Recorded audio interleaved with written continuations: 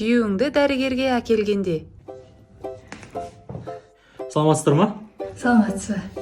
Я не жада айта бериңиздер. Мына күйөөң кеше белсебеттен кулады ғой.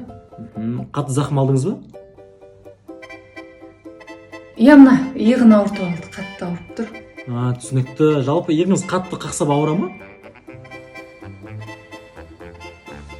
Ой, түнімен қақсады. Түнімен ауырып ұйықтамады. Так, рентгенді қарап отырмын, вроде бәрі жақсы, сынбаған, нормально барлығы. Жақсы болды ғой онда. Қатты қақсап тұр дейді просто.